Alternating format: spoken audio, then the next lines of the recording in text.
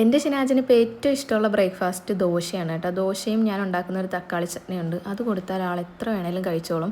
അപ്പോൾ ദോശ വേണമെന്ന് തോന്നുമ്പോൾ എൻ്റെ അടുത്ത് തലേദിവസം പറയും കേട്ടോ. പക്ഷേ ഞാൻ അരി വെള്ളത്തിലിടാൻ മറന്നുപോയി. അപ്പോൾ ഞാൻ ഈ പാക്കറ്റ് വാങ്ങിച്ചുകൊണ്ട് വരാൻ പറഞ്ഞു. ശരിക്കും പറഞ്ഞാൽ ഈ പാക്കറ്റ് വാങ്ങുന്നത് വൻ നഷ്ടമാണ് കേട്ടോ. പക്ഷേ എൻ്റെ ഓർമ്മക്കുറവ് കൊണ്ടാണ് പിന്നെ ഇത് വാങ്ങേണ്ടി വന്നത്. അങ്ങനെ ദോശമാവൊക്കെ ഞാൻ അവിടെ സെറ്റ് ചെയ്ത് വെക്കുന്നുണ്ട്. ഞാൻ പക്ഷേ നേരെ തിരിച്ചാണ് കേട്ടോ. എനിക്ക് ഇഡ്ഡലിയാണ് കുറച്ചുകൂടെ കൂടുതൽ ഇഷ്ടം. ഇഡ്ഡലിയും സാമ്പാറും ഉണ്ടെങ്കിൽ എത്ര വേണേലും ഒറ്റടിക്കിരുന്ന് ഞാൻ കഴിച്ച് തീർക്കും. പിന്നെ ദോശ ഉണ്ടാക്കുമ്പോൾ എപ്പോഴും ഈ കല്ലിലുണ്ടാക്കാം നോക്കണം കേട്ടോ. ഈ നോൺ സ്റ്റിക്കിൻ്റെ പാത്രത്തിൽ ഉണ്ടാക്കുന്നതിനേക്കാളും ടേസ്റ്റാണ് ഈ കല്ലിലുണ്ടാക്കിയാൽ. കല്ല് ചൂടായി കഴിഞ്ഞ് കുറച്ച് പച്ചവെള്ളം അതിൽ തളിച്ചിട്ടാണ് കേട്ടോ ഞാൻ ദോശ സെറ്റാക്കി കറക്കി വിടുന്നത്. ഇങ്ങനെയുള്ള ട്രിക്കൊക്കെ ഞാൻ യൂട്യൂബിൽ നിന്ന് കണ്ടുപഠിച്ചതാണ് കേട്ടോ. പിന്നെ ഞാൻ ഈ ഉണ്ടാക്കാൻ പോണ തക്കാളി ചട്നി ഇല്ലേ, അതും ഞാൻ യൂട്യൂബിൽ കണ്ടു പഠിച്ചതാണ്. സിമ്പിളാണ് കേട്ടോ സാധനം ഉണ്ടാക്കാൻ വേണ്ടിയിട്ട്. കുറച്ച് കൂടുതൽ ചെറിയുള്ളി എടുക്കണം, 2 അല്ലി വെളുത്തുള്ളിയും 2 തക്കാളിയും.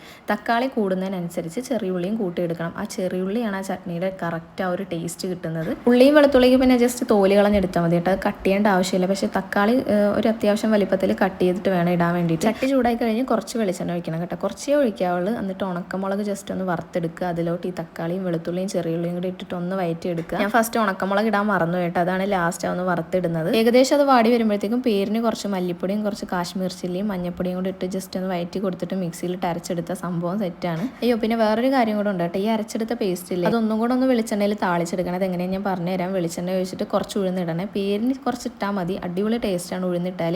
അതൊന്ന് മുരിഞ്ഞ് വരുമ്പോഴത്തേക്കും ഈ പേസ്റ്റ് അതിലോട്ട് മിക്സ് ചെയ്യുക, ഉപ്പിടുക. പറയുമ്പോൾ വലിയ റെസിപ്പി ആയിട്ട് തോന്നുന്നെങ്കിൽ സംഭവം സിമ്പിളാണ് കേട്ടോ ഉണ്ടാക്കാൻ വേണ്ടിയിട്ട്. എനിക്ക് പിന്നെ ദോശയാണെങ്കിലും ഇഡ്ഡലി ആണെങ്കിലും സാമ്പാർ മസ്റ്റാണ്. അപ്പോൾ പെട്ടെന്ന് തന്നെ ഞാൻ തട്ടിക്കൂട്ടൊരു സാമ്പാർ ഉണ്ടാക്കിയെടുത്ത് ഷിനാജിന് ഫുഡൊക്കെ ഞാൻ പാത്രത്തിലാക്കി കൊണ്ടുപോകാൻ വേണ്ടിയിട്ട്. ഉച്ചക്കാലം അങ്ങനെ ചോറ് കഴിക്കത്തില്ല കേട്ടോ.